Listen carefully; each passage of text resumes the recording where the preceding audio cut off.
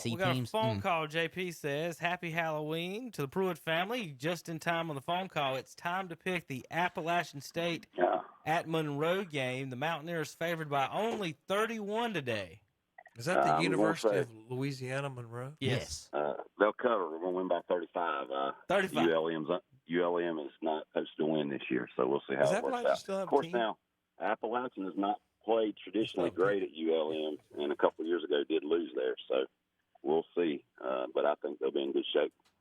Well, it's going to be 40 degrees. It's 40 degrees right now in Louisiana. So Yeah, it's Mountaineer weather there. I know, right? So I don't think they'll be too concerned about that. Mountaineers' running game looking pretty good. What they got to do in the passing game this year, Coach?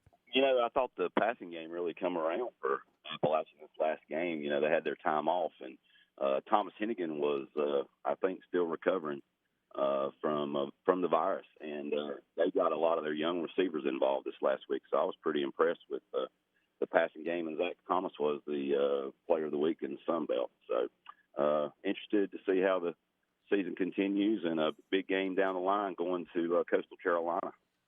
So and want to see Marshall keep winning as long as they can. But I think Appalachia's in a good position right now. Yeah, Marshall on top of technically their conference right now. So is Coastal Carolina. Going forward, you hate to lose that Marshall game, but I guess it happens sometimes. But we're going.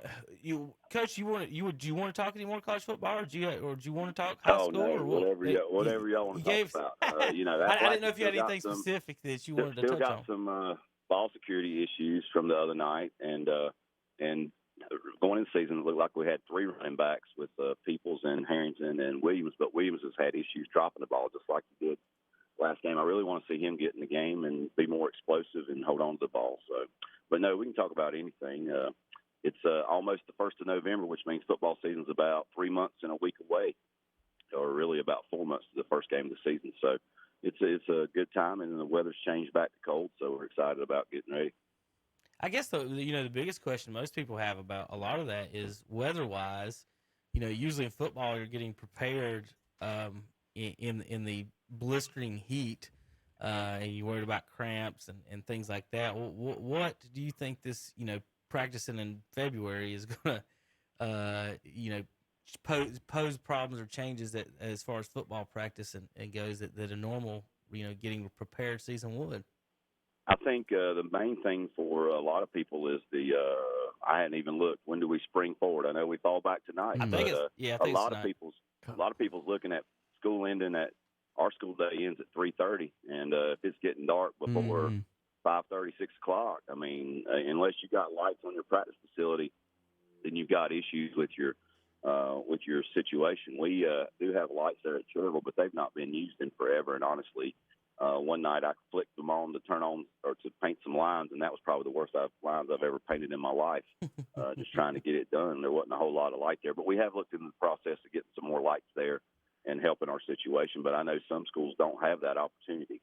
So that's definitely a concern. For us in Gaston County, we've got rules about how we deep clean on Wednesdays, and that could put restrictions on our Wednesday practices and things of that nature. On our schedule, which is out, we play a Wednesday game against Christ the King during Holy Week, so that's going to be a short week for us. So I think the main thing is just the amount of practice time, and then how much time you put in before the season, and then of course the things that are going to occur with kids overlapping season, and if we have basketball players, we may be without them for the first couple of weeks of preparation, and how does that affect you going into your scrimmages and with your first week of games? Terry, you got anything? I know you and Tom over here working in the schools and stuff. You see a little bit of what's kind of going on and how they're taking care of any concerns that you guys have seen. Maybe that you guys have on your ends, technicalities, or what I'm asking there. Everything seems to be okay. It's a pain only having the kids in school 2 days a week. Anybody Sure. trying to practice and get some continuity and and especially Coach, communication. You know what I mean? Yep. Just kind of having everybody there. But they're doing the best they can. They've had football workouts and they're working and getting ready. The volleyball team's been out there, and I've just been approached to help drive them to their matches. So I would assume they're gonna go forward with volleyball season, which is a good sign for you, Coach, because if they're going forward with volleyball, that means everything else will go forward. So if this goes okay, hopefully everything stays on schedule and we have our seasons. But it has presented a number of challenges. I know you spoke about the lights, and there are lights at Burns, which, we've got a pretty good set of stadium lights. I know it costs a few bucks, and you know about that, Coach Pruitt, when you turn them lights on. So they're going to do the best they can, and I know Coach Devine and his staff has dealt with it the best they can, and they've I don't know if taking it in stride is the best way to put it, but they've adjusted and done the best they can, I think, is maybe a better way to do it. So hopefully things get back to normal real soon. And I know maybe turning a little bit, but what you hear in the news, I don't know what to believe anymore, Coach. I mean, I really don't. And I'm just praying that vaccine comes and we get this cleared up. We just get back to our normal lives again. Well, Coach, what you getting into this weekend?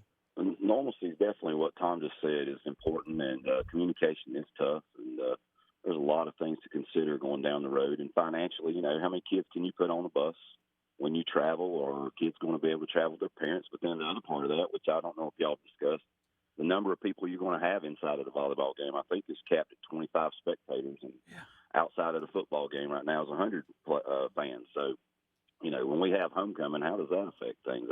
We've had all these little discussions of stuff that you have to prepare for, and I'm sure there's some things we haven't discussed. But yes, there is a lot of things that's going to have to go down the road, and it's great to see volleyball getting started, and good luck to all those ladies, and I'm glad they're getting their season started. But they're setting the tone for everybody else, so they're going to hopefully have to do a good job on everything. And it's part going back to society, too, when you're in stores and, half the people in there have a mask and half the people don't.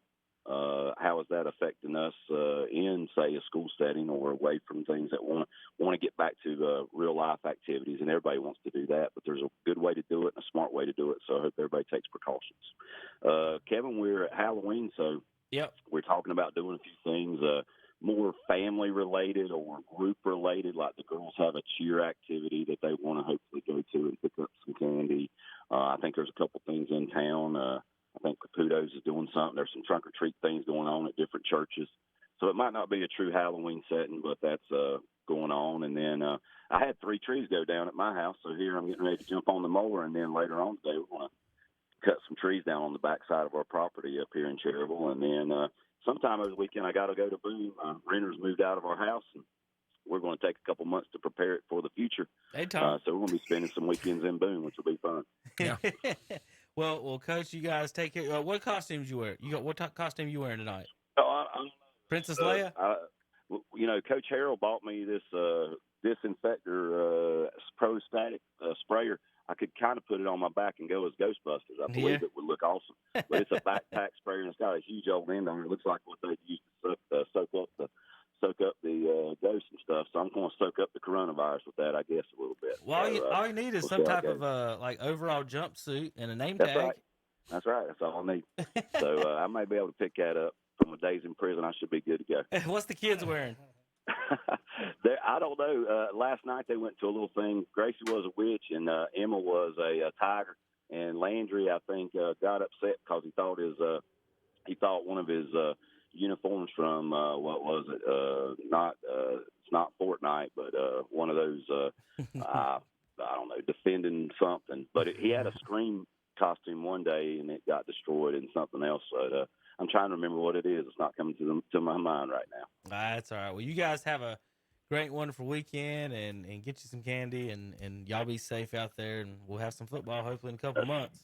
Assassin's Creed, I got it. There you Assassin's go. Creed. There you go. All right. Y'all have a good one too, guys. Look forward to seeing y'all. Take care, Coach. All right, take care. Thank you.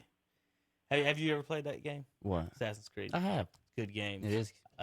Pretty addicting that you'll be in it forever. Mm-hmm. In it forever. Some people got to work. Yeah. Some people have to work. Well, did either one of y'all go to college? I'm just what I'm wondering. saying? Did either one of y'all go to college? At some point, you had a little free time. JP, Very little. Where's JP? Very little. Sorry.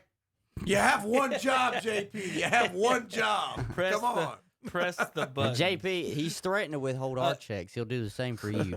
Coach asked about the daylight savings time. I forgot to tell him on the phone. Coach, if you're still listening out there, it's March 14th, Sunday, March 14th. So you got, 2 games before the sun comes back out a little bit.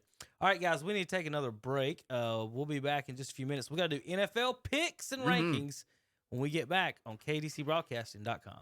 You know, we always tell our kids that there's no such thing as a money tree. But did you know at Friendship Nissan in Forest City, we kind of do have a money tree? Our money tree gives a $500 better price on any new Nissan, and that's a $500 guarantee that we put in writing. We have no haggle clear choice pricing, the region's only non-commissioned sales force, and we have the only lifetime warranty with no time or mileage limits. So you see, at Friendship Nissan, we kind of do have a money tree, and we're located in Forest City.